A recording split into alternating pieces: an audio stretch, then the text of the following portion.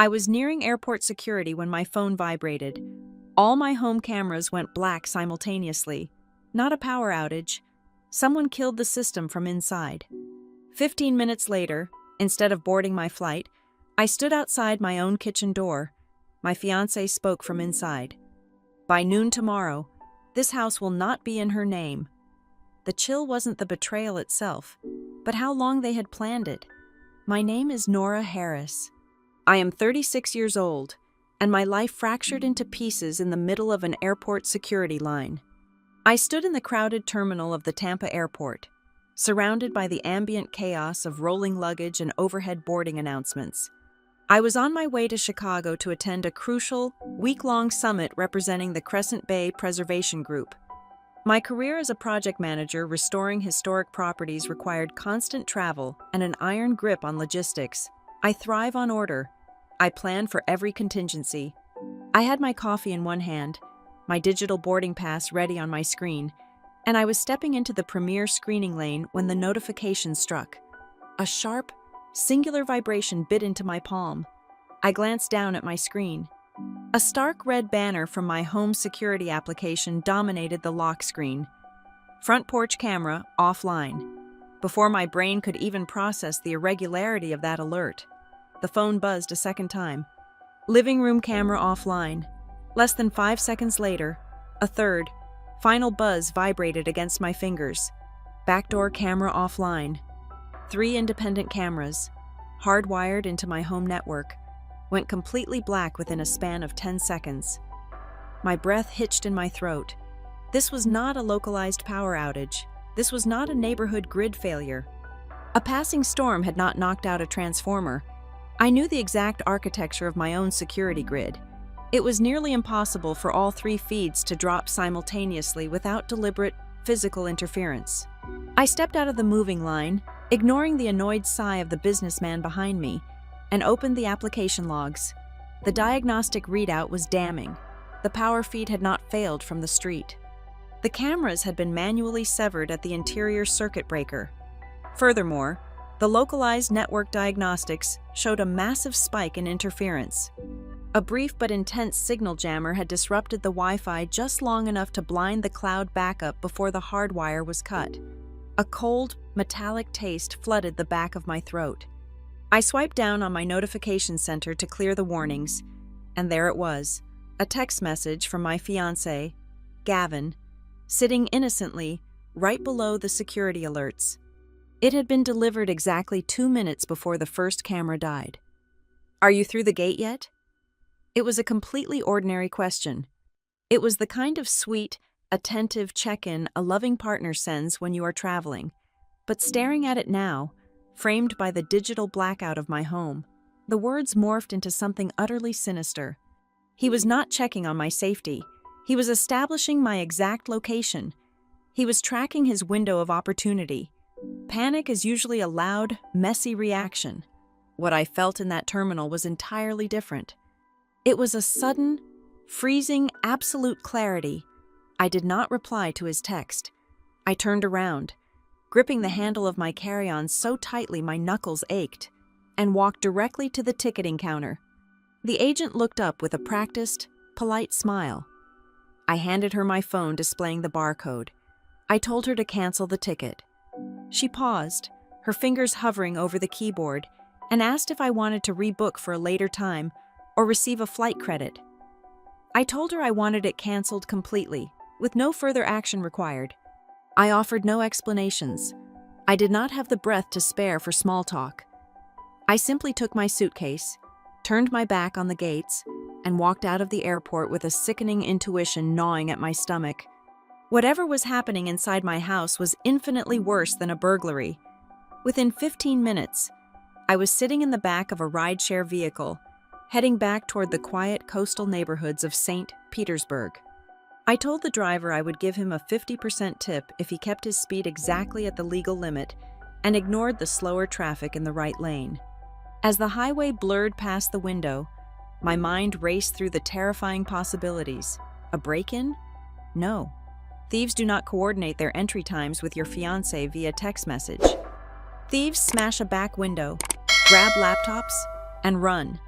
They do not employ signal jammers and execute precision breaker flips. This was a synchronized operation, and the man I was supposed to marry was holding the stopwatch. I needed more information before I walked blindly into whatever trap had been set.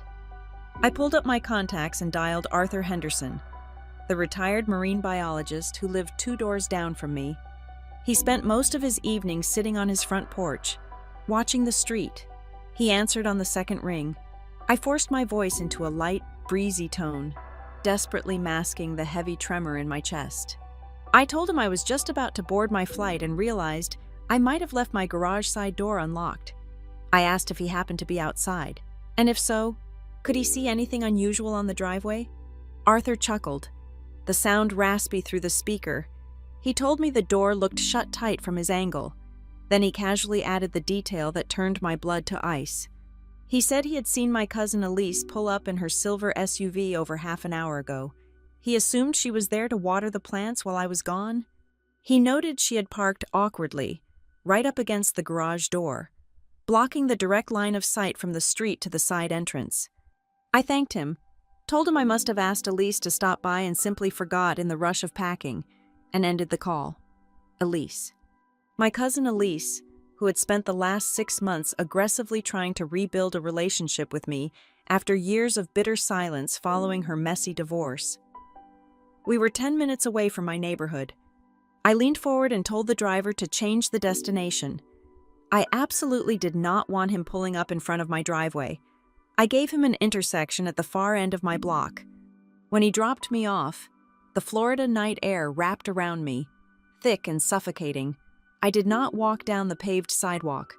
I dragged my heavy suitcase onto the damp grass of the utility easement, letting the soft earth muffle the rhythmic clatter of the wheels. I moved like a ghost through the neighborhood I had loved for years. I navigated the back alley, slipping behind the tall hibiscus hedges and the wooden privacy fences until I reached the rear perimeter of my own property. The backyard was cast in heavy shadows, but a brilliant, undeniable square of light spilled onto the lawn from the back window. My study, my smart home system was strictly programmed. The moment my phone geolocation left a 2-mile radius heading toward the airport, the entire house was supposed to shift into away mode. All interior lights off, thermostat dialed up, secondary locks engaged. But the study was blazing with light. I left my suitcase hidden behind the large oak tree near the property line. I stepped onto the wooden deck of the back porch. I placed my feet carefully on the structural joists, avoiding the middle of the floorboards I knew would creak under my weight. The kitchen door was slightly ajar. A sliver of warm, conditioned air leaked out into the humid night, carrying with it the sounds of the people inside.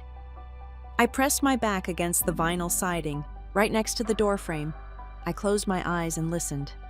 I heard the dull thud of drawers opening and closing. I heard the rustle of heavy paper being smoothed across the wooden surface of my dining table. And then, I heard a laugh. It was Gavin. It was the same rich, easy laugh he used when we drank wine on the sofa. The exact laugh that had convinced me I was finally safe to let my guard down. But tonight, that laugh was not alone. It tangled perfectly with the high, eager, nervous voice of my cousin Elise. Then, a third voice spoke, a male voice. It was deep, authoritative, impatient, and completely unfamiliar to me. He used words like equity, rapid transfer, and notarization. In that suffocating darkness outside my own kitchen, my intuition finally crystallized. The lingering denial evaporated, replaced by a profound, terrifying certainty. They were not stealing my television. They were not looking for jewelry. They were stealing my life, and they had been planning this for a very long time. I did not inherit a trust fund. I did not have parents who paid for my college tuition or co-signed a lease for my first apartment. Every single thing I possess is the result of relentless, grueling labor. I built my career in historic preservation from the ground up. I started out sorting dusty archives for minimum wage and worked 80-hour weeks until I earned my place as a senior project manager. My entire professional existence revolves around saving things that other people want to tear down. I evaluate broken foundations. I identify structural rot, and I reinforce the walls of forgotten places. It is a bitter, agonizing irony that I could spend my life diagnosing the weaknesses in 100-year-old structures, yet completely fail to see the malicious rot spreading through my own living room. The bungalow I live in is not just a piece of real estate to me. It is a sanctuary. It is a century-old craftsman home with original heart pine floors, stained glass transoms, and a wide wraparound porch that catches the heavy, salt-tinged Gulf breeze. I could never have afforded to buy a property of this magnitude on my own salary. It was gifted to me by Evelyn Shaw. Evelyn was my mentor, my fiercest advocate, and the closest thing to a real mother I ever had. She took me under her wing when I was a 22-year-old intern who barely had enough money for weekly groceries. She taught me the ruthless politics of the preservation industry, but more importantly, she taught me my own worth. She showed me how to stand tall in boardrooms full of wealthy men who wanted to pave over history. When Evelyn passed away from a sudden illness 3 years ago, she bypassed her distant, greedy relatives and left the house entirely to me. Sitting in the lawyer's office listening to him read her final wishes was the most humbling moment of my life. The deed to that house was a manifestation of pure, unconditional love. It was the only act of profound, life-altering kindness I had ever received. To me, the timber and plaster of that bungalow hold her spirit. It is the one place on earth where I have ever felt entirely safe. However, that house sits on a stretch of coastal property that has recently driven local real estate investors into an absolute frenzy. Over the past 24 months, a vicious wave of corporate gentrification has swept through the neighborhood. Anonymous development groups are quietly buying up adjacent lots, preparing to bulldoze the historic homes and erect a massive, sterile luxury condominium complex. I have received dozens of glossy brochures and aggressive phone calls from brokers offering me double or triple the current market value. Some of the offers reached into the millions of dollars. I threw every single contract into the shredder. Selling Evelyn's home felt like selling her soul. I wanted to protect the sanctuary she gave me, standing as a lone fortress against the tide of concrete and glass. Gavin Mercer knew all of this. He knew the history of every floorboard and the immense emotional weight of every room. When we first met, he presented himself as a man exhausted by the relentless, superficial grind of the modern world. He claimed he craved exactly what I had built, a quiet, rooted, authentic existence. He was incredibly patient with my demanding work schedule. He never pushed my boundaries. He would sit on the porch with me for hours on Sunday afternoons, drinking iced tea and talking about how beautiful it was that I refused to bow to the corporate developers. He told me my fierce loyalty to Evelyn was the most attractive thing about me. He constructed a flawless, impenetrable persona of the protective, gentle partner. He made me feel like I no longer had to defend my fortress alone, that he was standing on the walls right beside me. And then came the sudden, seemingly miraculous resurrection of my biological family. For over 10 years, my Aunt Donna Porter and her daughter Elise had treated me like an inconvenient ghost. We shared no holiday dinners, no phone calls, no warmth. My mother was the outcast of their family, and that stigma had been passed down to me. But 6 months ago, Elise went through a highly public, disastrous divorce. Suddenly, she was standing on my doorstep in tears, apologizing for the years of bitter silence, desperately begging for a sisterly bond to help her heal. Aunt Donna followed right behind her daughter. Almost overnight, my quiet house was filled with the overwhelming energy of biological relatives. Donna started showing up unannounced on Tuesday afternoons, bringing homemade lemon pound cake and fresh flowers. She would ask deeply probing questions under the guise of maternal care. She would walk through my hallways, trailing her fingers over the antique wainscoting, casually asking how the property taxes were assessed, or commenting on how expensive the vintage plumbing must be to maintain. Elise would spend hours lounging on my sofa, crying about her ex-husband, and then seamlessly pivoting to ask detailed questions about my upcoming travel schedule and work commitments. I am a highly pragmatic woman, but I was also deeply, secretly exhausted. I had spent 15 years fighting for my place in the world, clad in heavy emotional armor. I was so tired of being strong all by myself. I desperately wanted to believe that the universe was finally granting me a reprieve. I wanted a husband who loved my home, a cousin who wanted to watch movies with me on Friday nights, and an aunt who worried if I was working too hard. I wanted the beautiful illusion they were selling me. I wanted it so badly that I willingly and completely shut my eyes to the truth standing right in front of me, because I wanted that peaceful, idyllic family life. I deliberately ignored the glaring inconsistencies. I ignored the afternoon Gavin asked me exactly how the property deed was structured, claiming he was just intellectually curious about state inheritance laws. I ignored the time Elise borrowed my keys to grab a sweater from my car and disappeared into the garage for 45 minutes. I ignored Aunt Donna aggressively, insisting that I needed to upgrade my home security system because of the neighborhood construction, specifically recommending the contractor who installed the new smart cameras. I brushed off my own deep, visceral unease when Gavin suggested we create a shared digital cloud folder for all our important household documents, arguing it was just practical for a soon-to-be married couple. I dismissed every single red flag as an innocent quirk of blending a new family together. I convinced myself that my suspicions were just the leftover trauma of a solitary life. I suppressed my instincts. I silenced the internal alarms that had kept me alive and successful for decades. I handed them the blueprints to my destruction, the schedules to my absence, and the keys to my sanctuary, simply because they smiled warmly at me while they asked for them. The betrayal did not happen in a single violent moment. It was a slow, methodical excavation of my life, orchestrated by the people I had finally allowed myself to love. Hindsight is a cruel editor. It highlights every subtle hesitation, every misplaced question, and every convenient coincidence until a terrifying pattern emerges. The signs were not written in bright neon lights. They were woven seamlessly into the mundane fabric of everyday conversations, disguised as affection and practical concern. It started exactly 12 days before my scheduled departure for Chicago. We were sitting on the patio of a loud, overpriced waterfront restaurant for a Sunday brunch. Elise was swirling a mimosa. Her posture relaxed, but her eyes locked onto me with an intense, unblinking focus. She asked about my conference. The questions began normally enough, inquiring about the keynote speakers and the hotel accommodations, but then the interrogation shifted, tightening its circle around my logistics. She leaned across the table, her tone aggressively casual. She asked exactly what day I was flying out and at what specific hour.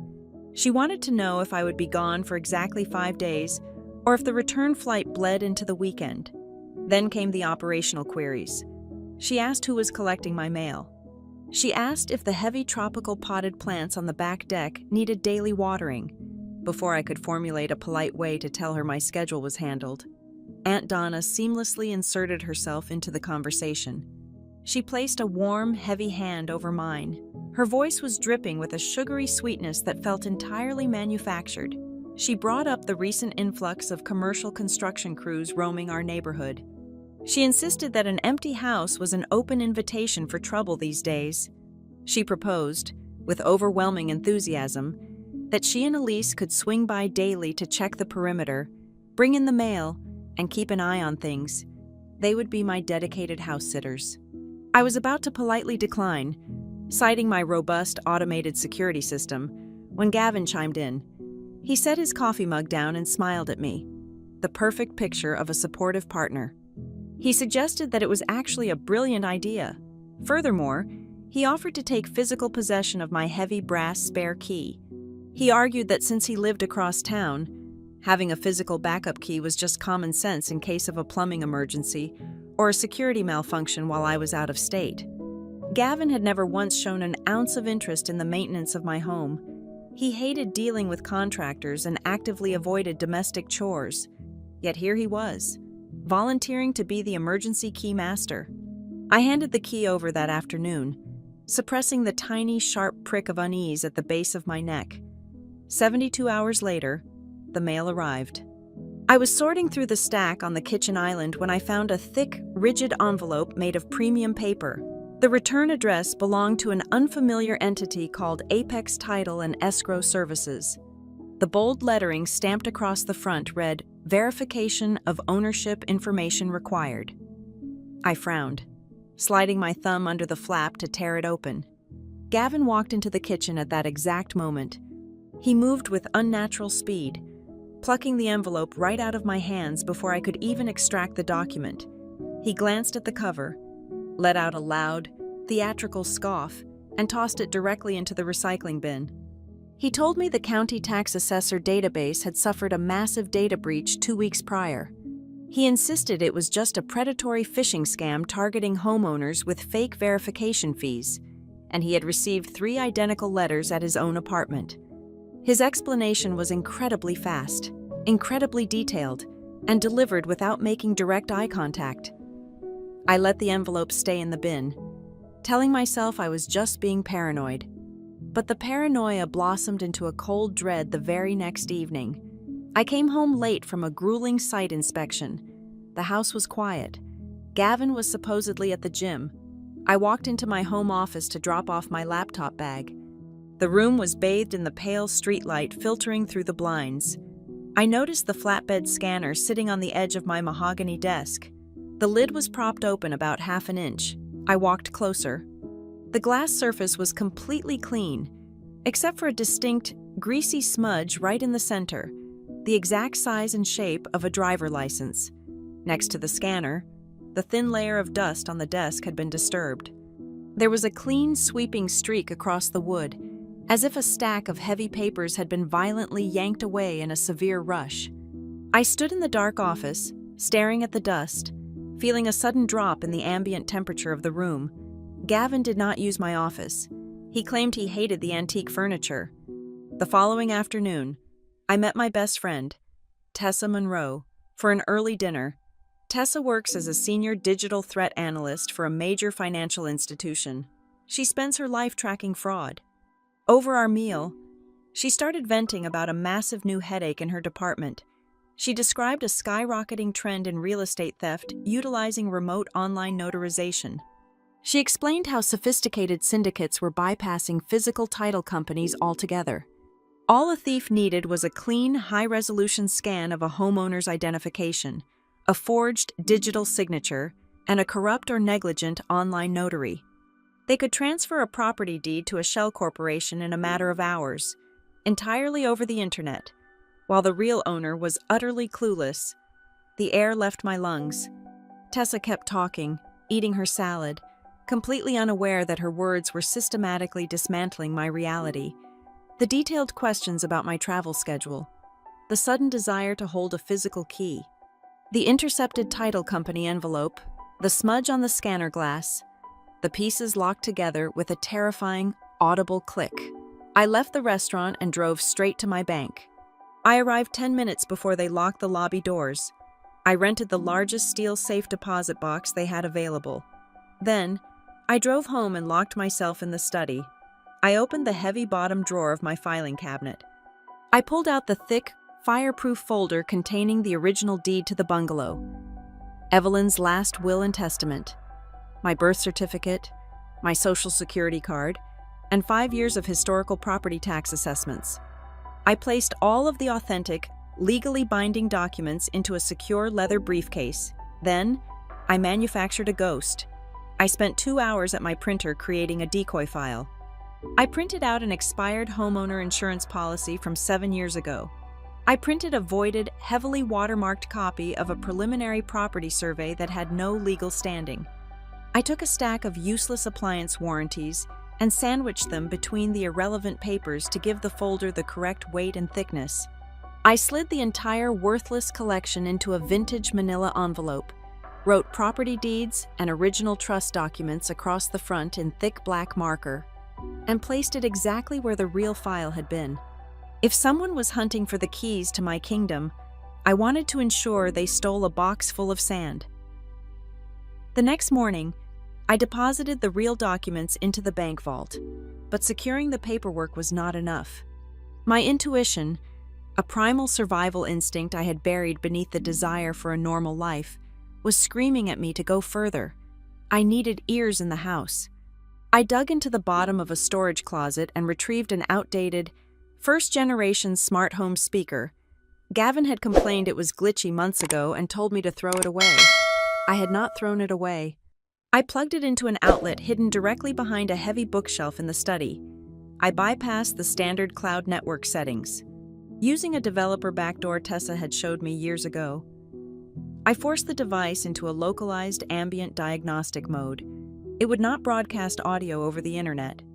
Instead, it would continuously record high-quality sound and save the encrypted audio files directly to its internal hard drive, overwriting the oldest data every 48 hours. I activated the microphone.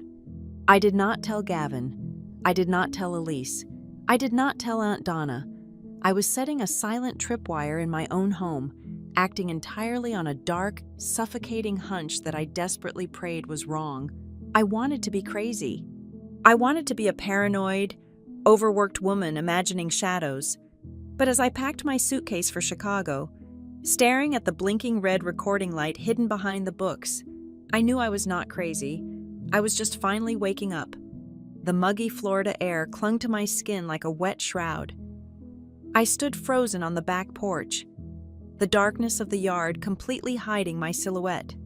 The kitchen door was cracked open just a fraction of an inch, emitting a thin slice of artificially cooled air into the humid night. I did not dare to breathe loudly. I leaned my weight carefully against the wooden doorframe and pressed my right eye to the narrow gap between the curtain panel and the glass of the window. The interior of my study was illuminated with an aggressive, blinding brightness. It took my eyes a few seconds to adjust to the harsh glare. When they finally did, the scene unfolding before me shattered the remaining fragile fragments of my reality. There were 4 people inside my sanctuary. Gavin was standing near my antique mahogany desk. Elise was kneeling on the vintage Persian rug. Aunt Donna was standing by the arched doorway, her arms crossed tight over her chest. And sitting directly in the center of the room, occupying the large leather chair that used to belong to my mentor Evelyn, was a man I had never seen before in my entire life. He wore a sharply tailored, slate-gray dress shirt that practically screamed corporate wealth. His heavy silver watch caught the glare of the overhead lights. He possessed the relaxed, utterly entitled posture of a predator who had already won the hunt. I would learn his name very soon: Randall Pike. He was a shadow broker, a ruthless acquirer of properties for the massive development conglomerates that were actively trying to pave over the historic district. Right now, he was treating my beloved home like a cheap, disposable staging ground. He was smoothing out a thick stack of legal documents across the surface of my dining table. His movements were precise and arrogant. He was acting as if the deed already belonged to him. My eyes darted away from the stranger and locked onto my family. The sheer physical violation of what they were doing made my stomach violently churn.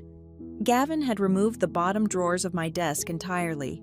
He was blindly reaching his arm into the empty wooden cavity, feeling around for false bottoms or hidden lockboxes. Elise was frantically yanking manila folders out of the heavy metal filing cabinet, tossing irrelevant papers haphazardly over her shoulder like discarded garbage. But the sight of Aunt Donna was the most paralyzing. The woman who had spent the last 6 months bringing me baked goods and offering warm maternal hugs was now conducting a tactical raid. She stood in the center of the room, pointing her finger at the built-in bookshelves. She commanded Elise to check behind the bottom trim boards. She told Gavin to look inside the vintage tea tins I kept on the top shelf. She moved with a terrifying, calculated familiarity.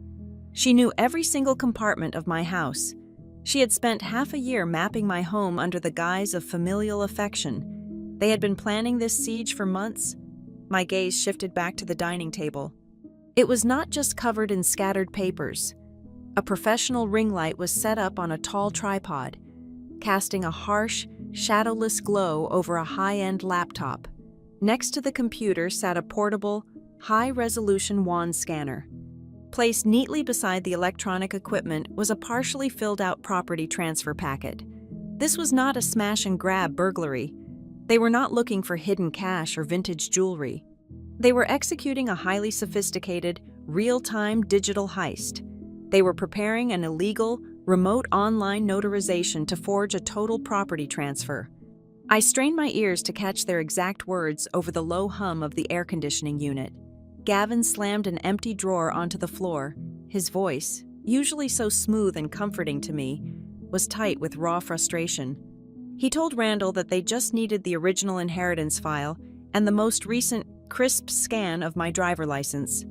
Gavin stated with absolute, chilling confidence that once they uploaded those two specific items, they could execute the transfer to the corporate shell company before I even landed in Chicago. He promised the broker that I would not figure out what happened until the front door locks were already changed. Elise dropped a massive stack of papers and wiped sweat from her forehead. Her voice was trembling, entirely consumed by a toxic mixture of greed and panic. She reminded the room that the anonymous buyer had already wired a massive earnest money deposit into their escrow account. She said if they did not submit the flawless, complete document packet by 9 o'clock tomorrow morning, the entire syndicate would lose the lucrative deal. She emphasized that the City Council was scheduled to publicly announce the Neighborhood Commercial Rezoning Initiative early next week. She nearly screamed that they would lose their one single window of opportunity to cash out. The stranger in the expensive shirt, Randall, did not even bother to look up from his glowing laptop screen. His voice was a flat, clinical drone. He told Elise to stop being hysterical. He calmly explained their next move. He stated that the exact second the county clerk recorded the fraudulent deed tomorrow morning, his demolition crew would submit a pre-approved emergency repair permit claiming catastrophic water damage. He said they would bring in sledgehammers by noon. They would systematically destroy the original heart pine floors, smash the stained glass windows, and tear down the load-bearing walls. Randall said coldly that once the interior was reduced to splinters and dust, any historic preservation claims I tried to file would be completely void. They were planning to execute my house to permanently erase the evidence of their crime. My fingernails dug into the wood of the door frame so hard, I felt a sharp splinter pierce my skin. The physical pain was absolutely nothing compared to the agony radiating through my chest. Then came the final, fatal blow. Elise wrung her hands together and asked Gavin what would happen if I had missed my flight. What if I turned around and came back to the house right now? Gavin leaned his hip against my desk. He crossed his arms over his chest and let out a short, dismissive laugh. It was the exact same warm chuckle he used when we watched comedy movies together on the sofa. He looked at Elise and called her deeply paranoid. He proudly confessed that he had hired a technician to install a localized signal jammer on the house network. He admitted he had timed the system blackout to trigger the exact second I entered the airport security line. He told them he had sent me a text message just to confirm my location and trap me in the terminal. Then, my supposed soulmate looked around the room and delivered the brutal eulogy for our entire relationship. He said Nora is a machine. She never deviates from an itinerary. She is too obsessed with her career to turn back. She always trusts a rigid schedule way more than she ever trusts people. He weaponized my trauma. He knew I relied on order and strict structure because the world had always been chaotic and deeply unkind to me. He used my darkest survival mechanisms as the combination lock to destroy my life. A primal, violent urge surged through my veins. Every single instinct inside my body screamed at me to kick the kitchen door completely off its hinges. I wanted to storm into that blindingly bright room, grab the heavy ceramic lamp off the desk, and shatter it across the hardwood floor. I wanted to scream until my throat bled. I wanted to watch their smug faces drain of color when they realized the ghost had returned to haunt them.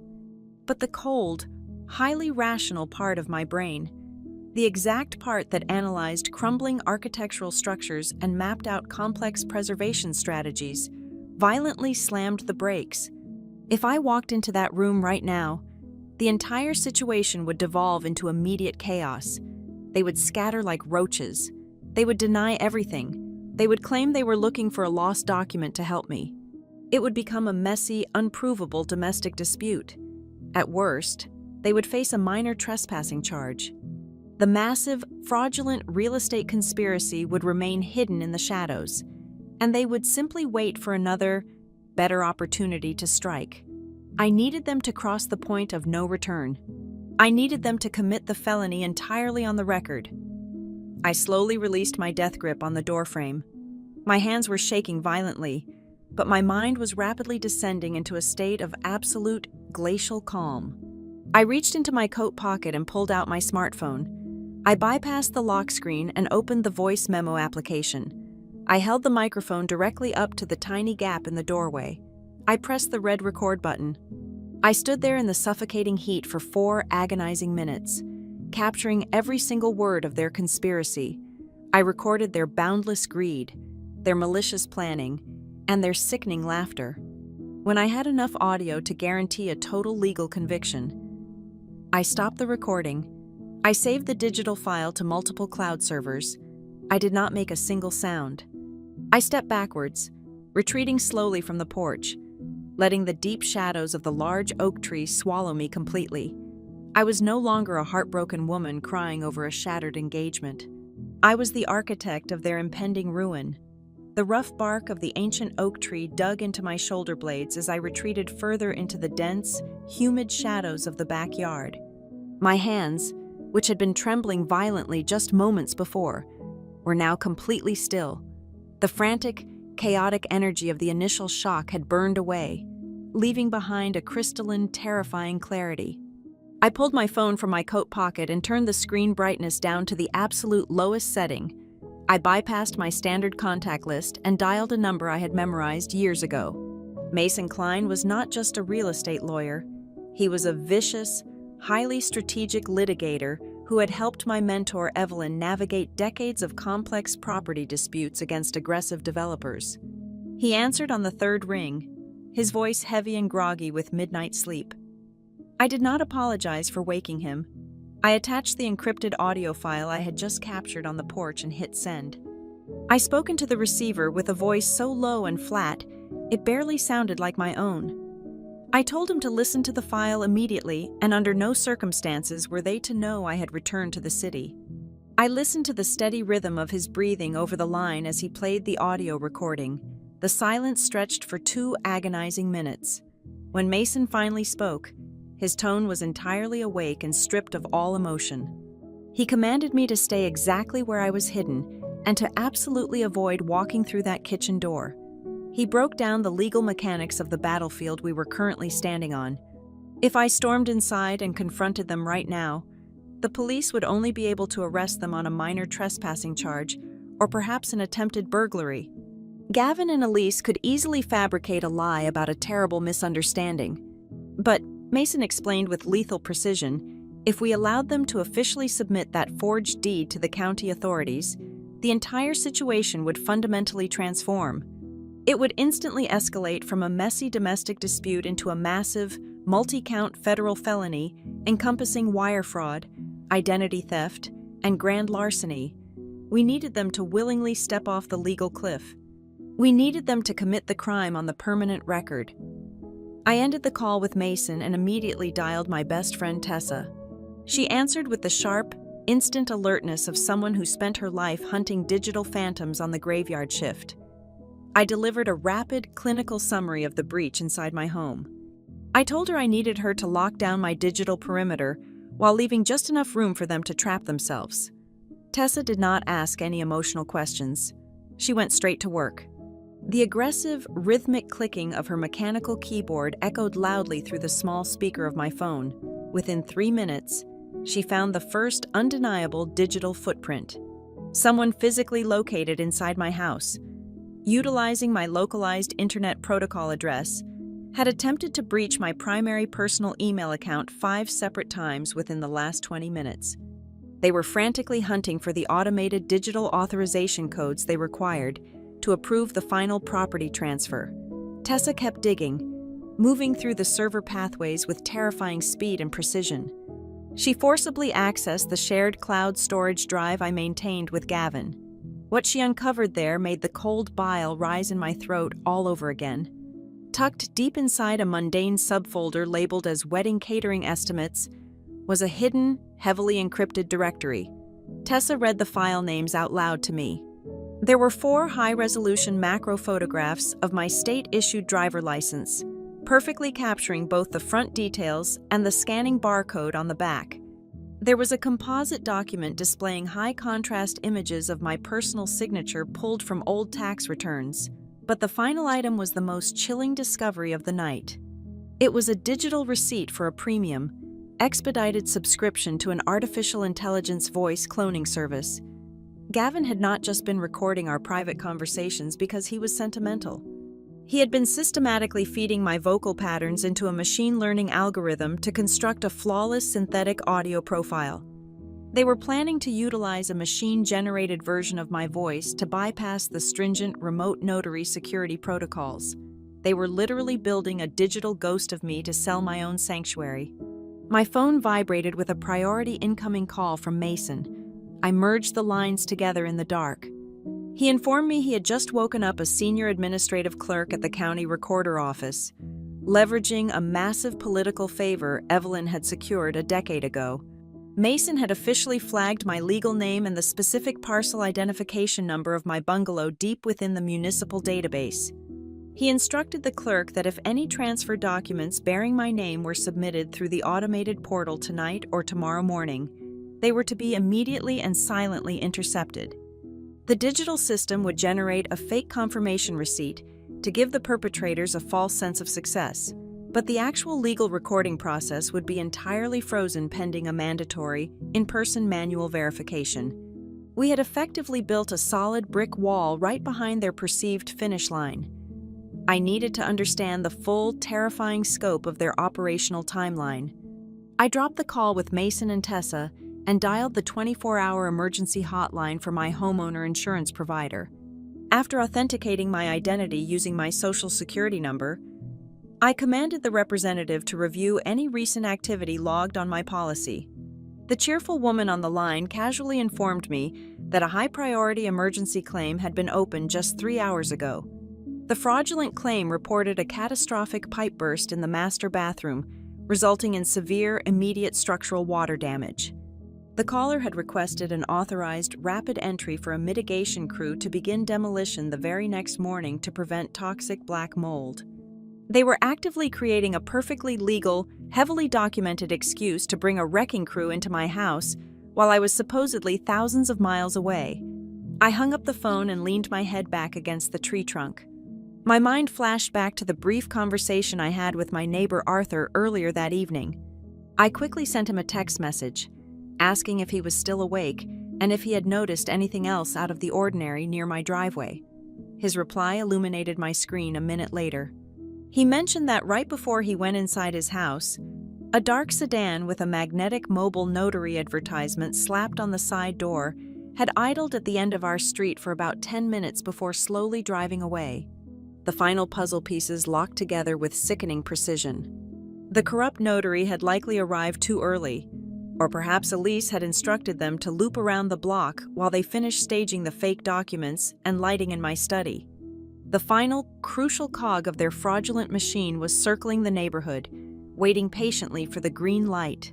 They truly believed they were operating in total, absolute darkness. They thought they had successfully blinded my house by cutting the main breaker, but Gavin, for all of his meticulous, sociopathic planning, had deeply underestimated my profound paranoia regarding the security of Evelyn's home. When I originally paid for the exterior camera system, I did not just allow the technicians to hardwire it into the main electrical panel. I had hired an independent electrician and paid him in cash to install a concealed, heavy-duty lithium battery backup loop specifically dedicated to the front porch camera. It was designed to run for 48 hours, completely independent of the municipal grid or the internal breakers. I opened the hidden administrative panel on my phone application. I bypassed the main offline warning banner and sent a localized, encrypted ping directly to the battery module. A tiny, reassuring green indicator light flared to life on my screen. The front porch video feed buffered for exactly 2 seconds and then rendered a crystal clear, high-definition video stream of my empty driveway. My house was no longer a blind, helpless victim. It was a fully operational surveillance trap, and they were the arrogant actors performing directly on my stage. The humid coastal wind picked up, rustling the thick canopy of leaves above my head. The agonizing, suffocating pain of the betrayal was definitely still there. Sitting heavy and cold in the very center of my chest, it physically hurt to breathe. It hurt to know that the man I had kissed goodbye just hours ago was currently trying to completely erase my existence for a payout. But that profound pain was no longer the master of my actions. It was no longer a paralyzing, destructive force. It had successfully transformed into pure, combustible fuel. I was no longer a heartbroken, confused woman reacting to a sudden tragedy. I was a ruthless strategist executing a flawless defense. I stood up straight, brushing the damp earth from the hem of my coat. Staring at the glowing light of the study window, the game had fundamentally changed. They thought they were the brilliant architects of my ruin, but as of this exact moment, I was the sole author writing the final, devastating act of their lives. I could not seek refuge at Tessa's apartment. I could not sleep on the guest sofa of a trusted colleague. The sheer magnitude of the conspiracy spreading its venomous roots beneath my floorboards demanded absolute isolation. I needed a sterile environment, free from sympathetic eyes, where I could operate without answering questions or explaining my shattered reality. I walked 4 blocks down the dark, humid avenue until I reached a nondescript, mid-tier chain hotel situated right on the edge of the commercial district. I paid for 3 nights using crisp cash to avoid generating a localized credit card receipt that could be tracked. I walked into room 312, locked the heavy brass deadbolt, and threw the secondary security latch. This beige, anonymous box, smelling faintly of industrial carpet cleaner and stale air conditioning, was my new command center. I did not turn on the overhead lights. I sat on the edge of the stiff mattress, the glowing screen of my phone serving as the only illumination in the suffocating darkness. At exactly 11:45 at night, the silence of the room was broken by a soft chime. My screen lit up with a new message from Gavin. The notification bubble hovered over a photograph of us smiling on a beach from a vacation we took last summer. The text read, "Hope your flight is smooth. Sweetheart. Text me the exact second you land. I miss you already. Sleep well." A wave of profound physical nausea washed over me, twisting my stomach into a tight knot. I was staring at the digital footprint of a monster, while his thumbs smoothly typed out those sickeningly sweet words. His physical hands were actively ripping apart my home office. The absolute cognitive dissonance required to maintain that level of deception was staggering. It stripped him of his humanity in my eyes. He was not a weak man making a terrible mistake in a moment of panic. He was a highly functional, cold-blooded sociopath executing a meticulously rehearsed script. My secure messaging application chimed again a few minutes later. It was Tessa, delivering the financial autopsies I had requested earlier. The data she pulled from the darkest corners of the internet painted a grotesque, pathetic picture of the man I had agreed to marry. Gavin was drowning. He was not just fundamentally bad at managing his corporate paycheck. He was deeply entrenched in an illegal, offshore sports betting syndicate, and his consecutive losses were catastrophic. Tessa uncovered a long, desperate trail of high-interest loans secured through violent, unregulated lenders who did not use collection agencies. The total sum of his immediate life-threatening debt was exactly $250,000. That was the precise figure Randall had promised him as a payout for delivering my property deed. Gavin was not selling my house to build a nest egg for our future. He was selling my sanctuary to save his own kneecaps from being shattered by loan sharks. Tessa did not stop there. She dug into Elise's financial footprint with the same ruthless efficiency. My cousin was not just acting out of a desperate, temporary need for quick cash following her disastrous divorce settlement. Randall had offered her a highly lucrative, long-term incentive program. Aside from a $50,000 cash finder fee, the corporate developer had formally guaranteed her a luxury penthouse apartment in the very condominium complex they planned to build over the rubble of my home. She was being bribed with a heavily discounted, premium piece of the sky, purchased entirely with the destruction of the only family member who had opened a door for her when she had nowhere else to go. The motives of the younger generation were rooted in raw, pathetic greed. But Aunt Donna was driven by something infinitely more toxic. She was driven by an ancient, festering resentment. Over a highly encrypted voice call, Mason explained the psychological profile he had built based on Donna's past legal threats against Evelyn's estate. Donna firmly believed that Evelyn Shaw owed the Porter family that specific piece of land because Evelyn had no biological children of her own. Donna felt a twisted, inherent entitlement to the historical bungalow. The fact that Evelyn had gifted her most valuable asset to me, a girl with absolutely no shared bloodline to the Shaw family, was a deep, burning insult Donna had never swallowed. In her bitter mind, she was not stealing my house or betraying her niece. She was simply correcting a massive cosmic mistake. She was reclaiming what she falsely believed was her absolute birthright, justifying her cruelty with a perverted sense of familial justice. But the absolute darkest, most horrifying revelation of the night came from Mason's deep dive into the legal contingencies Randall had drafted for the syndicate. Mason had successfully intercepted a chain of deleted emails between Randall's shell company and a corrupt junior attorney who handled their illicit paperwork. They detailed Gavin's two distinct, heavily researched escape routes. Plan A was straightforward and cowardly. If the fraudulent deed transfer went through smoothly tomorrow morning, Gavin would take his massive wire transfer, pack his bags, and vanish completely before I was scheduled to return from Chicago. He would be a wealthy ghost, leaving me to come home to a demolished house and empty bank accounts. Plan B was what made the blood in my veins run entirely cold. If the transfer encountered a slight bureaucratic delay, Gavin intended to rush me down the aisle at the local courthouse within 72 hours. He planned to aggressively leverage the marital asset laws of the state to force a legal, mandated sale of the property from the inside as my lawful husband. And if I fought him, if I tried to claim fraud or block the developer in civil court, they had a devastating weapon prepared.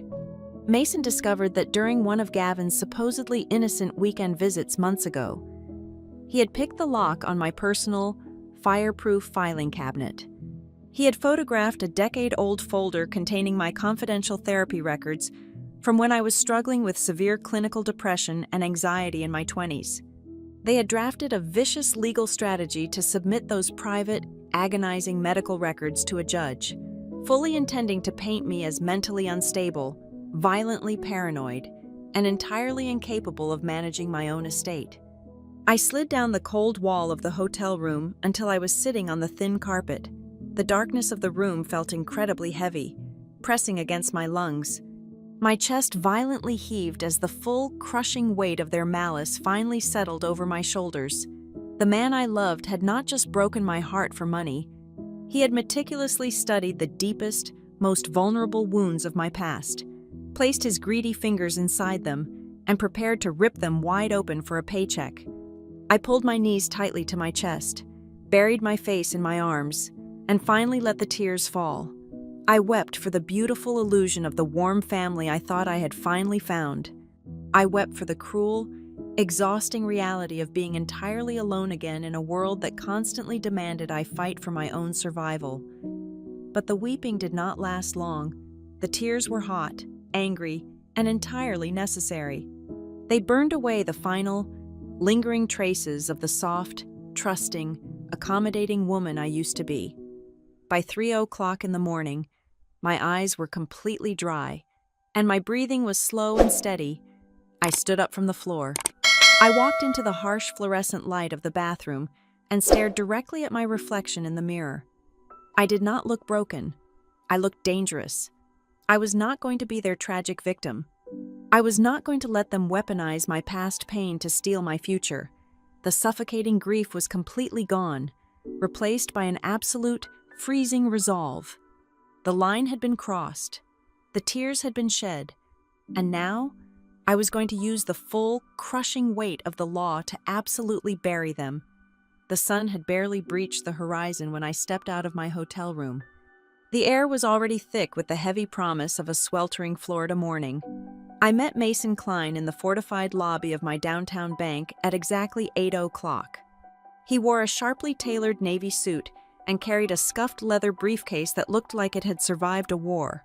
The vault manager, a solemn man with silver hair, escorted us down the quiet, marble-lined corridor to the secure room. The heavy steel door clicked shut behind us, leaving Mason and me alone with the long metal drawer I had rented just days prior. I slid the tray onto the viewing table. My hands were perfectly steady as I lifted the lid. Inside lay the fireproof folder containing the authentic deed, but my eyes immediately gravitated toward something else. Resting beneath the thick stack of municipal tax records was a heavy cream-colored envelope sealed with deep red wax. Evelyn had handed it to me in the sterile white room of the hospice center during her final week. Her voice had been fragile, but her eyes possessed an iron intensity when she made me swear to open it only if the ownership of the bungalow was ever violently contested. I broke the wax seal. My breath hitched as I pulled out several sheets of thick stationery covered in Evelyn's elegant, sloping cursive. The letter began with an apology. Evelyn wrote that she was deeply sorry for leaving me with a fortress that would inevitably fall under siege. She confessed that her suspicions regarding my biological family had begun long before her health rapidly declined. She detailed how Aunt Donna had started dropping by the bungalow unannounced during Evelyn's early chemotherapy treatments. Donna had cloaked her intrusions in the guise of neighborly charity, bringing casseroles and offering to clean the kitchen. But Evelyn, a woman who had spent decades outsmarting ruthless men in corporate boardrooms, saw right through the maternal charade. Evelyn wrote that she had repeatedly caught Donna rifling through the drawers of the mahogany desk in the study. She documented 3 separate occasions where Donna had aggressively attempted to manipulate her into signing a durable power of attorney over her estate, arguing that Evelyn was too heavily medicated to manage her own complex finances. When Evelyn firmly refused, Donna's visits abruptly stopped. Reading those words, a sickening realization washed over me. Donna had not suddenly discovered a desire to reconnect with her estranged niece 6 months ago. She was simply resuming a hostile takeover she had been plotting for years. She had viewed Evelyn's death not as a tragedy, but as a temporary delay in acquiring what she believed was rightfully hers. But Donna was merely a venomous pawn in a much larger, darker game. I set the handwritten pages aside and pulled out a stapled packet of printed digital correspondence. The header on the top email bore a name that made the blood in my veins run completely cold: Randall Pike. The timestamps indicated the exchange had occurred nearly 4 years ago. Randall, acting on behalf of a massive commercial development group, had aggressively pursued Evelyn. His emails escalated from polite inquiries to thinly veiled corporate threats.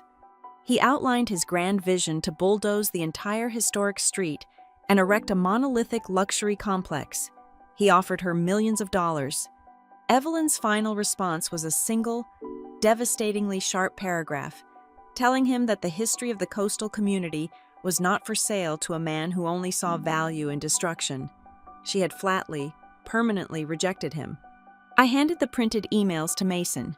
He scanned them quickly, his jaw tightening with professional fury. Then, I reached into the envelope one last time and pulled out a thick, legal-sized document bound with a blue backing cover. The official seal of the State Historical Commission was embossed at the top. I read the title, and the air completely left my lungs. It was a fully completed, extensively researched application for architectural preservation status. Evelyn had not just left me a house. She had quietly left me a loaded weapon. The document contained detailed structural analyses, historical provenance records, and sworn affidavits from local architectural historians detailing the unique craftsmanship of the bungalow. Evelyn had silently navigated the labyrinthine municipal bureaucracy and secured preliminary approval to designate the property as a protected historical landmark. There was only one thing missing. The final page contained a blank signature line designated for the succeeding owner: me. If I signed that document and submitted it to the Historical Commission, the bungalow would become legally untouchable. It could never be demolished. It could never be aggressively remodeled. The land beneath it would instantly become completely useless to any corporate developer. The terrifying scope of the conspiracy finally snapped into perfect, horrifying focus. Randall Pike did not just want my land. He desperately needed to annihilate the house before that preservation application could be officially ratified. If the neighborhood was rezoned early next week, and my bungalow was granted protected status, it would stand as an indestructible concrete pillar right in the middle of his multi-million-dollar development footprint. His entire project would bleed massive amounts of capital or collapse completely. That was why they needed a forged deed right now. That was exactly why Randall had authorized the fake emergency water damage claim to bring in sledgehammers tomorrow afternoon. They were racing against a ticking clock they thought I knew absolutely nothing about. Gavin was not the mastermind. He was simply the crowbar they found to pry open the final door. I looked across the table at Mason. He was staring at the preservation application with a look of absolute predatory awe. He leaned forward, resting his forearms on the cold metal table. He told me that this changed the entire battlefield. He explained that we were no longer just defending against a fraudulent property transfer. By combining the fresh audio recordings of their conspiracy, the digital evidence of the voice cloning, and this historical proof of Randall's prior intent and rejection, we possessed a lethal legal arsenal. Mason stated that Randall was not just risking a failed real estate deal. If we presented this comprehensive package to the federal prosecutor, Randall would lose his highly lucrative broker license instantly. He would face severe, unshakable charges of racketeering, wire fraud, and conspiracy to commit grand larceny. The collateral damage would completely consume Gavin, Elise, and Donna. They would all face decades behind bars for their participation in the syndicate. I sat back in the heavy wooden chair. The sterile, fluorescent lighting of the bank vault buzzed softly overhead.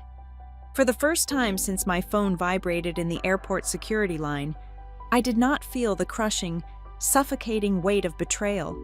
The agonizing pain of losing the man I thought I loved was entirely gone. The sorrow of realizing my biological family viewed me as nothing more than an obstacle to be destroyed had completely evaporated. Evelyn had reached out from the grave to hand me the exact sword I needed.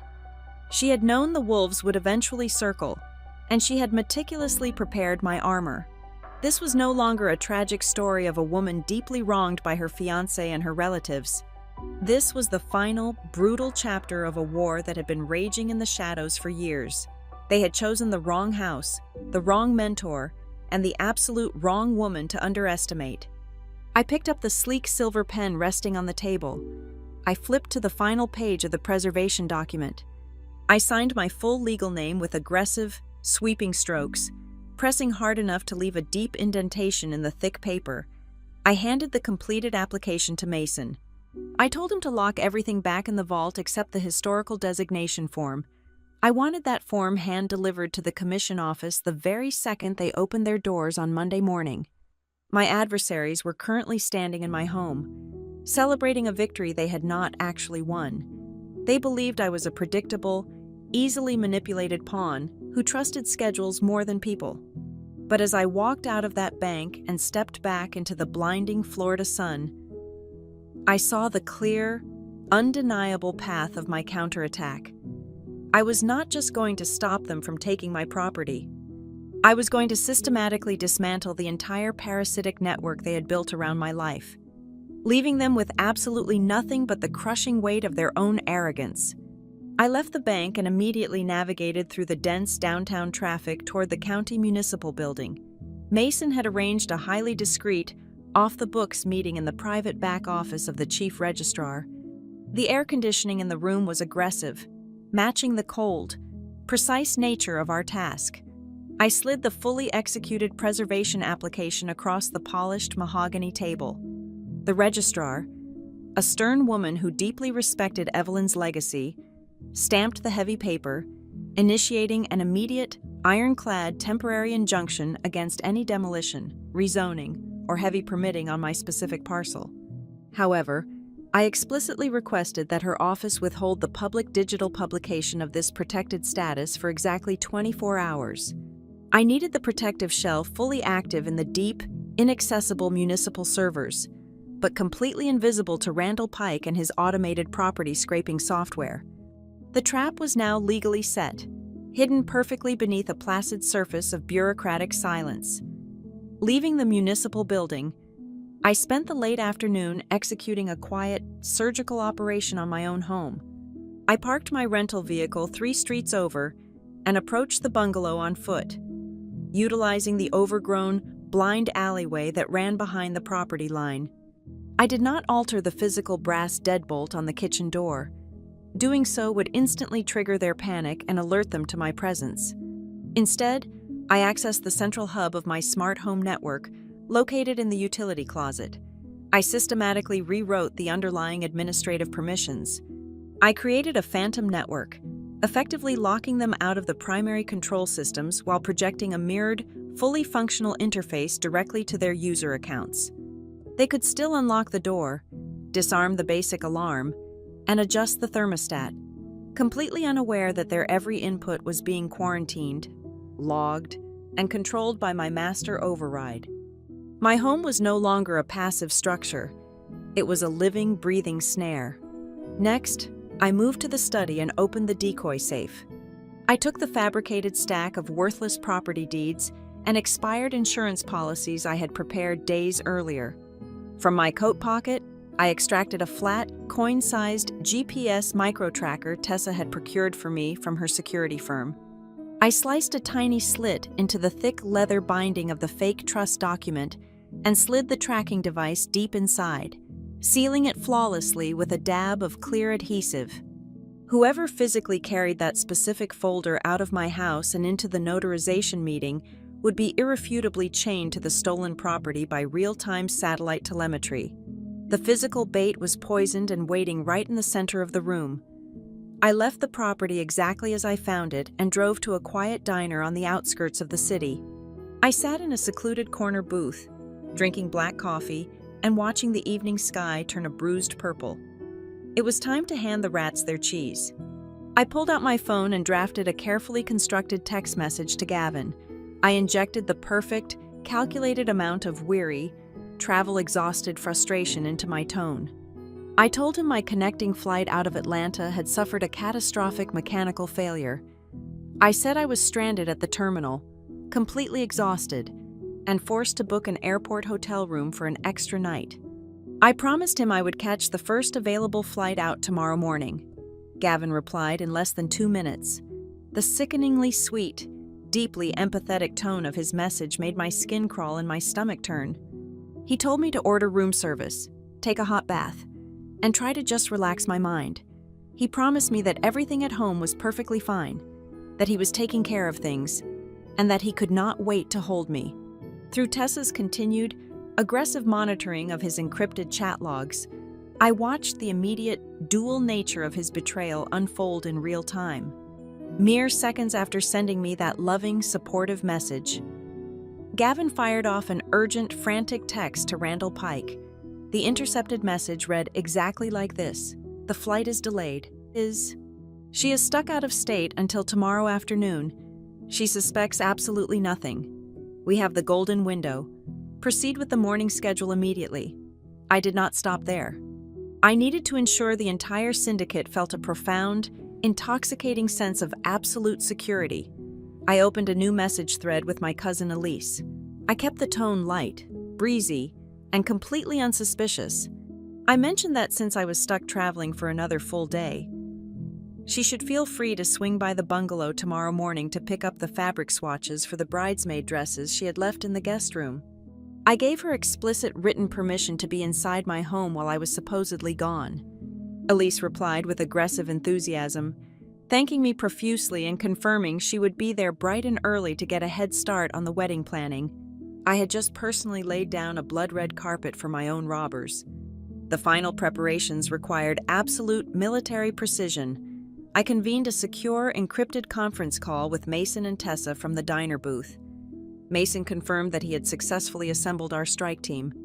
A highly experienced civil investigator, a senior fraud agent from the county recorder office, and 2 plainclothes officers from the Financial Crimes Division were briefed and ready for deployment. They would remain on standby, positioned in unmarked vehicles just outside the visual perimeter of my neighborhood. Mason emphasized the critical timing of the operation. We would absolutely not move in when they merely entered the house. We would only strike when the fake online notarization session was fully active, the identities were falsely verified, and the fraudulent documents were officially transmitted to the county server. Tessa provided her operational readiness report with cold efficiency. She had compiled a devastating, impenetrable digital evidence package. It contained the complete, time-stamped forensic login history proving Gavin attempted to breach my secure accounts. It included the undeniable financial records detailing the crippling, violent nature of his gambling debt. It held the digital receipt for the artificial intelligence voice cloning software, right alongside the chilling synthetic audio files they had generated to mimic my exact speech patterns. Finally, Tessa had recovered and digitally enhanced every single high-definition photograph from the backup porch camera, clearly identifying Randall, Gavin, Elise, and Aunt Donna breaching my home during the engineered power outage. The digital guillotine was polished, raised, and razor-sharp. Midnight arrived, bringing a thick, oppressive coastal fog that rolled heavily off the Gulf waters and swallowed the quiet residential streets. I did not return to the sterile hotel room. I drove my rental car to the far, dead end of my street, parking deep within the heavy, draping shadows of a massive banyan tree. I turned off the engine, cracked the windows to let in the damp, salt-heavy night air, and stared down the empty avenue toward my home. The bungalow sat in total darkness, quiet and completely still. It looked exactly as it had for decades, a stoic, beautiful survivor of coastal storms and passing time. But beneath that peaceful exterior, the architecture of the house had been transformed into a perfectly calibrated machine designed to utterly destroy the people who sought to tear it down. Every room was a wire, every shadow was a lens, and every locked door was a silent judge. I leaned my head against the cold glass of the driver's side window. The frantic adrenaline that had fueled my meticulous, obsessive planning over the last 48 hours slowly began to ebb away, replaced by a profound, incredibly heavy stillness in my chest. I thought about the sheer, terrifying amount of blind trust I had handed to Gavin. I thought about the desperate, foolish hope I had quietly harbored for a real, loving family with Aunt Donna and Elise. I had spent my entire adult life building a fortress of professional and financial success to protect myself from a harsh world, only to willingly lower the heavy drawbridge for the very people who wanted to burn the castle to the ground. But as I sat alone in the silent, foggy dark, my perspective fundamentally shifted. I realized that tomorrow morning was not just about saving my property from a wrecking ball.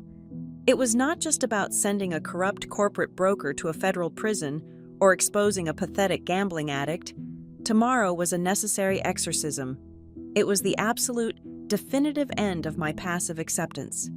I was going to violently sever the toxic, parasitic vines that had wrapped themselves so tightly around my life under the guise of love.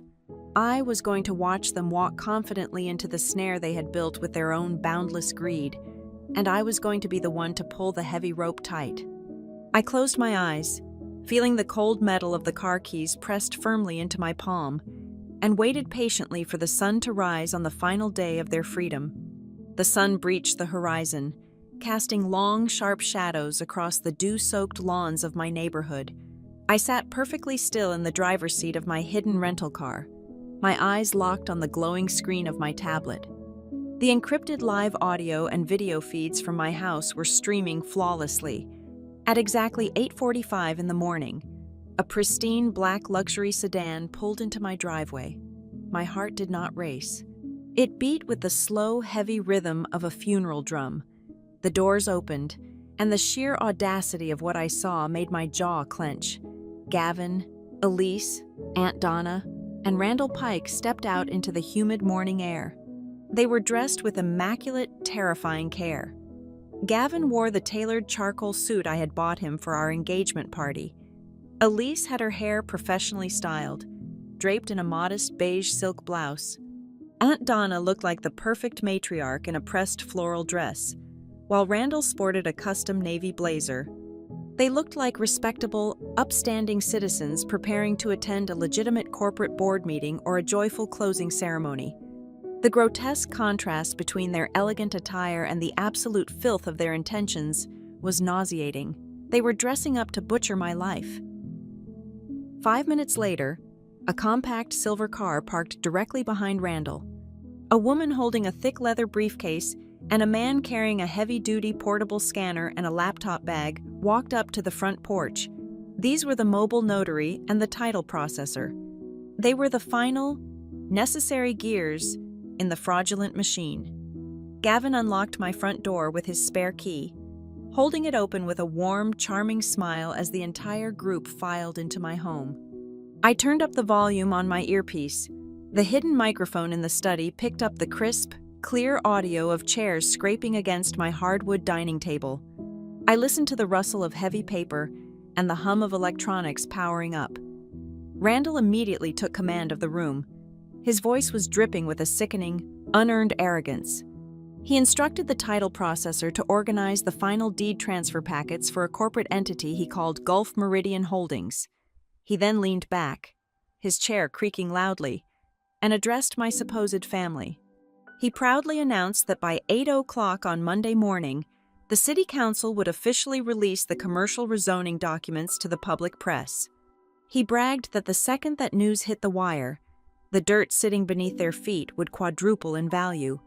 He told them that this single, flawless transaction would generate enough liquid capital that none of them would ever have to look back. The sound of a pen scratching against paper echoed through my earpiece. Randall spoke again, his tone shifting from boastful to strictly transactional. He told Gavin to sign the private equity distribution agreement. I listened as Randall read the terms aloud. The contract legally stipulated that the moment the county recorder finalized the deed transfer, Gulf Meridian Holdings would wire the massive payout directly into an offshore escrow account controlled by Gavin. But the most repulsive detail was the exit clause. Gavin explicitly agreed to abandon the property and sever all ties with me by midnight, ensuring he was entirely vanished before I could even attempt to drag the syndicate into civil court. He was officially signing the receipt for my execution. The room fell into a tense, heavy silence for a moment, broken only by the nervous, erratic tapping of Elise drumming her fingernails against the table. Her voice wavered when she finally spoke. She asked what would happen if I somehow discovered the missing decoy files and tried to reverse the transfer using the original trust documents. She was trembling, drowning in the sudden realization of the massive felony she was participating in. Aunt Donna answered her daughter. Her voice was completely devoid of any warmth, any hesitation, or any familial love. It was a barren, freezing wasteland of a voice. Donna coldly instructed Elise to stop shaking like a coward. She stated that once the county server accepted the digital transfer, the legal burden of proof would completely shift. Donna said that by the time I hired a lawyer and begged a judge to look at my original papers, the wrecking ball would have already smashed the roof into the basement. She laughed a dry, rattling laugh and said the girl will have absolutely nothing left but screaming and crying. My hands gripped the steering wheel so tightly, my knuckles turned entirely white. I forced myself to breathe through my nose, slow and deep, channeling the white-hot rage into absolute focus. Inside the study, Randall ordered the group to initiate the final phase. He told the tech processor to boot up the online verification portal. He confirmed they had the high-resolution scan of my driver license ready to inject into the camera feed. He instructed Gavin to prime the artificial intelligence voice cloning software on the secondary laptop, preparing to synthesize my voice to answer the mandatory identity confirmation questions generated by the remote notary system. Then, I heard the distinct, heavy metallic squeak of my decoy safe being opened. Gavin let out a triumphant sigh. He pulled the thick, fabricated manila envelope out of the metal box and slammed it down right in the center of the dining table. He announced that he had the original master deed ready for the final visual scan. He treated that worthless stack of expired warranties like a hard-won trophy. He had no idea that by placing that specific folder on the table, he was physically anchoring the GPS micro-tracker directly to the scene of the crime, permanently tying his own hands to the physical evidence. The title processor announced that the electronic transfer packet was successfully uploaded to the county recorder portal. He stated that they were just waiting for the municipal server to issue the final automated approval ticket before they could execute the digital signatures. This was the exact moment Mason and I had engineered. Down at the municipal building, the flagged protocol intercepted their submission. Instead of generating a swift approval, the county system entered a manufactured, agonizing holding pattern. I listened to the syndicate sitting in my house, completely trapped by their own anticipation. The minutes dragged on. The delay acted like a pressure cooker, forcing the poison to the surface. Gavin began pacing the floor, his heavy footsteps echoing through the microphone. He cursed under his breath, complaining about the incompetent government servers. Elise started whining about the time, terrified that the earnest money would expire. Donna snapped at both of them to shut up and maintain their composure. Every single panicked word they spoke, every frustrated confession they muttered during that intentional delay, was flawlessly captured and preserved on my encrypted hard drive. They were digging their own graves deeper with every passing second. After 10 agonizing minutes, the title processor let out a sharp gasp. He announced that the county portal had finally refreshed and generated the green authorization code. The holding pattern was over. The trap was fully primed. The female mobile notary cleared her throat.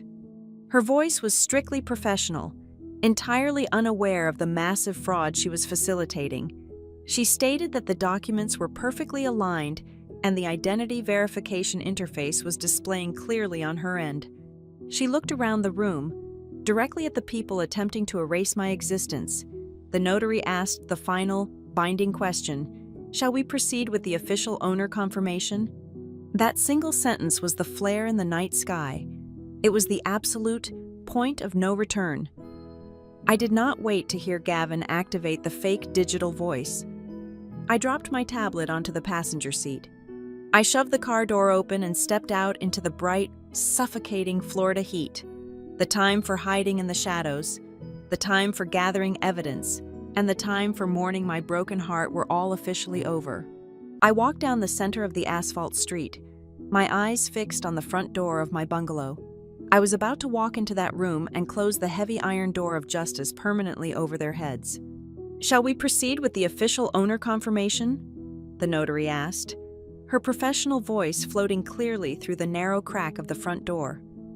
I placed my hand on the cool brass of the doorknob. I turned it. It yielded silently, completely unlocked by the very man who falsely believed he had permanently locked me out of my own life. I pushed the heavy oak door open and stepped over the threshold into the foyer. I did not rush. I did not storm into the house. I walked with the measured, terrifyingly deliberate pace of an executioner stepping up to the scaffold. I crossed the hallway into the dining room just as Gavin was leaning toward the glowing laptop microphone, preparing to trigger the artificial intelligence software to steal my identity. He froze. His hand hovered in midair, completely paralyzed. The reaction inside that room was instantaneous and profoundly satisfying. All the oxygen seemed to evaporate in a single devastating second. It was as if a heavy vacuum had been violently dropped over the entire house. Gavin was the first to physically process my presence. The artificial, charming smile he had been wearing for the notary melted right off his face, immediately replaced by a ghastly, bloodless pallor. He looked entirely hollowed out. In his right hand, his fingers were still rigidly clamped around the thick manila envelope I had planted in the decoy safe. Aunt Donna let out a short, choked gasp. She instinctively stumbled backward, her shoulders slamming hard against the wooden frame of the kitchen door. Her eyes were wide, blown out with absolute, unfiltered terror, staring at me as if a buried corpse had suddenly clawed its way out of the earth and walked directly into her living room. Elise dropped her pen. It hit the hardwood floor with a sharp clatter that sounded exactly like a gunshot in the deafening silence. I did not scream. I did not cry. I walked directly to the head of the dining table, stopping mere inches from the completely stunned mobile notary. I reached into my coat pocket, retrieved my phone, and placed it flat on the center of the polished wood. I tapped the screen once. The audio file I had recorded in the dark the previous night began to play at maximum volume. The crisp, undeniable sound of their own voices instantly filled the quiet morning air. Gavin laughing about blinding my security cameras, Randall coldly outlining the emergency demolition permit to destroy my home, Elise panicking about securing her earnest money deposit, Donna viciously predicting that I would have absolutely nothing left but crying and screaming. Every single malicious, greedy word they had spoken under the cover of darkness was now echoing brightly under the morning sun, condemning them all. Randall Pike surged to his feet, his heavy chair crashing backward onto the floor. He lunged across the table in a desperate bid to grab my phone, but before his hand could even cross the midpoint of the wood, the heavy front door swung wide open again. Mason Klein stepped into the house. He was flanked by two uniformed officers from the Financial Crimes Division, a senior civil investigator wearing a dark windbreaker, and the chief fraud agent from the county recorder office. The sheer physical presence of the law enforcement detail instantly crushed any lingering thought of escape. They formed a solid, impenetrable wall of authority across the entryway. Mason looked around the room, his expression carved from absolute stone, and calmly announced that this gathering was no longer a real estate transaction. It was an active, fully secured federal crime scene. Simultaneously, the large smart television mounted on the wall behind the dining table flickered to life. Tessa had been waiting remotely for the exact operational signal. She hijacked the local network and cast her digital evidence package directly onto the 75-inch screen. The visual bombardment was absolute and merciless. The screen flashed the detailed server logs showing Gavin's frantic attempts to hack my personal email. It displayed the digital receipt from the voice cloning service, complete with his personal credit card information. Then, a massive satellite map of the city appeared on the screen. A bright red, blinking cursor was pinned exactly onto the coordinates of my dining room. A text box popped up next to it, confirming that the military-grade tracking device was currently broadcasting from deep inside the fake document folder Gavin was still clutching in his sweating, trembling hand. The undeniable weight of the evidence broke them completely. The polished, unified syndicate instantly shattered into terrified, self-preserving pieces. Randall threw his hands in the air and started backing away from the table.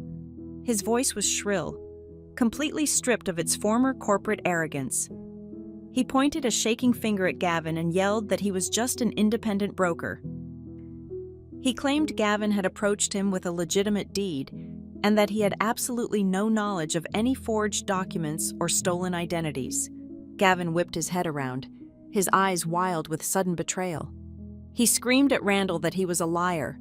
Then, Gavin spun toward Elise, desperately trying to shift the legal burden. He yelled that Elise was the one who procured the corrupt title company, that she was the one who orchestrated the financial side of the fraud to quickly pay off her own massive divorce debts. Elise completely lost her mind. She burst into violent, ugly sobs. She pointed both of her hands directly at her own mother.